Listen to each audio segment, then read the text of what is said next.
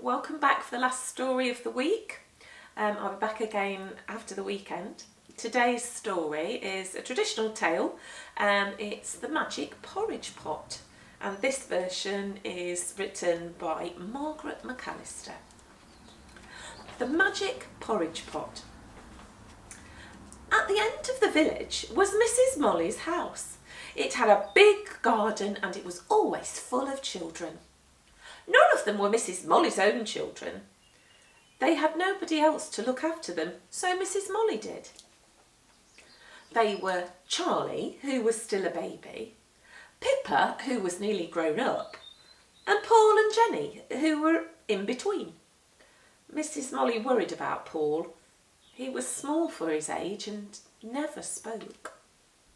Mrs. Molly and the children grew carrots and cabbages, parsnips and potatoes, sprouts and spinach, and lots and lots and lots of lettuce.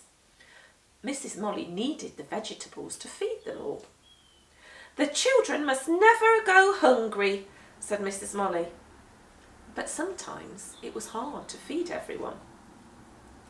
One winter day, when the frost was as white as sugar and as hard as stone, Pippa went to the village. When she came home, she was so cold that her face was pale and her nose was pink. Beside her was a very old woman carrying a bundle. I met her on the way home, said Pippa to Mrs. Molly.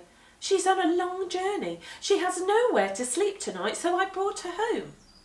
Good, said Mrs. Molly. Bring her in to get warm. Pippa took the old woman to sit by the warm stove. There was only soup for supper that night, but Mrs. Molly made sure that everyone had a share. In the morning, when Mrs. Molly and the children got up, the old woman had gone. On the stove stood a large stone bowl with a lid on and a note. This is the magic porridge pot. It will never leave a child disappointed. The children stood round the porridge pot. Pippa held on to Charlie in case it was hot. Mrs. Molly lifted the lid. "Oh!" said Charlie. "I'm hungry," said Jenny. Paul said nothing, but his eyes were very big. The pot was full of steamy, creamy, hot, sweet porridge. It tasted of cream and honey. It made them feel warm inside. Everybody had second helpings. Every morning in winter, the pot was full of steamy, creamy porridge. That is every morning except Jenny's birthday. That day they found a cake with 6 candles in the porridge pot instead. After the icy winter came the spring. Daffodils grew in the garden, and the children woke up one morning and sniffed. A very nice smell was coming from the porridge pot. "It smells warm," said Jenny. "It smells like something that isn't porridge," said Pippa. "Ooh," said Charlie. Paul said nothing at all. "It smells like fresh bread," said Mrs. Molly. She took off the lid. The smell was so delicious that everyone felt empty inside. Pippa lifted Charlie up. Paul stood on tiptoe. The pot was full of fresh, hot bread. There was crusty bread, soft bread, brown bread and shiny white bread. There were curly rolls and twisty rolls. There were rolls with sesame seeds on top. "Breakfast time," said Mrs. Molly. All through the spring, the porridge pot made bread. It made crumpets, muffins and tea cakes. And on Sundays it made sticky buns.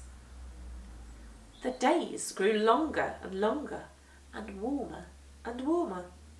One morning when the sun rose and woke the birds, and the birds sang and woke the children, they all went with Mrs. Molly to look at the porridge pot. "It's very cold," said Mrs. Molly as she took off the lid. "It's pink and creamy," said Jenny. "It's yoghurt," said Pippa.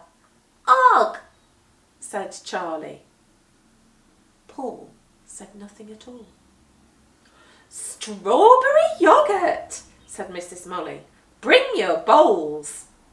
All summer the porridge pot gave them thick, swirly, whirly yoghurt.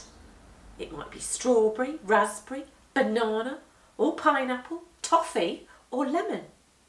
There was a chocolate cake on Pippa's birthday. There was a birthday cake for Charlie with sweets on top and 2 blue candles. The days grew shorter and cooler. Birds gathered on the rooftops, ready to fly away. The leaves on the trees turned yellow. One cold morning in October, Mrs. Molly took the lid off the porridge pot. "Yum!" Paul said nothing, but his eyes looked enormous. "Apple pie for breakfast," said Mrs. Molly. The next day it was chicken pie. The day after that it was blackberry pie, then vegetable pie. The porridge pot made a different pie every day for 2 weeks. Then it started again with apple pie. For Mrs. Molly's birthday, it made a cherry cake with nuts on the top instead of candles. "It'll be Paul's birthday next," said Mrs. Molly. Paul nodded, but he said nothing. Winter came again. There was frost on the windows and ice on the path. One night, as the children were going to bed, the snow began to fall. "I think the porridge pot will do something new tomorrow," said Mrs. Molly. "I wonder what it will be." Paul said nothing, but when they were all tucked up in bed, he could not sleep. Long ago, when Paul was little, before he came to live with Mrs. Molly, he was always hungry. There was never enough to eat. He could remember a day when he was very small and hungry. He had stood in the street and looked at a market stall full of fruit. There were bananas like big yellow smiles and oranges like sunshine. There were raspberries, strawberries and cherries as bright as jewels. The woman in the stall had smiled kindly. She had given him a cherry, and it had tasted as sweet as summer. Ever since then, Paul had dreamed of cherries.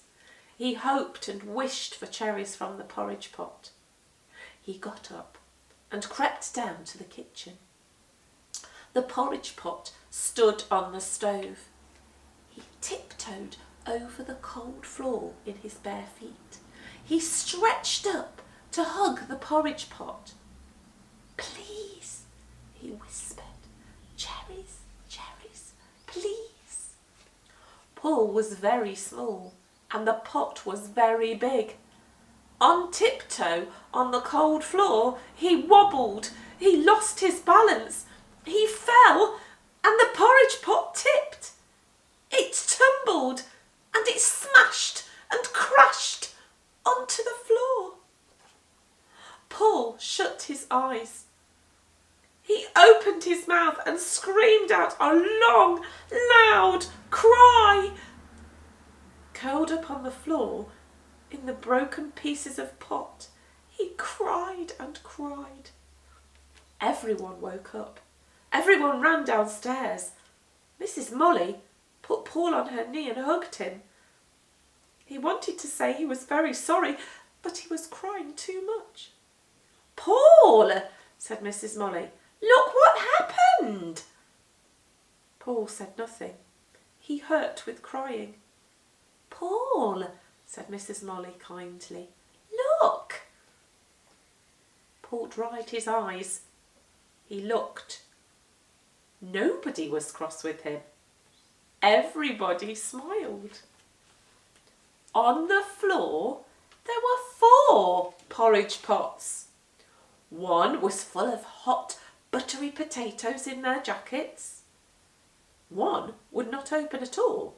It had a label on it that said, for Christmas Day and Paul's birthday. It smelled lovely. One was full of big yellow bananas and sunny oranges. Mrs. Molly took the lid off the last one. It was full of bright red strawberries, pink raspberries and cherries, shouted Paul. Dark, plump, shiny cherries, said Mrs. Molly. Yummy, said Jenny. They look like jewels, said Pippa. Ooh, said Charlie. Thank you, said Paul. The end.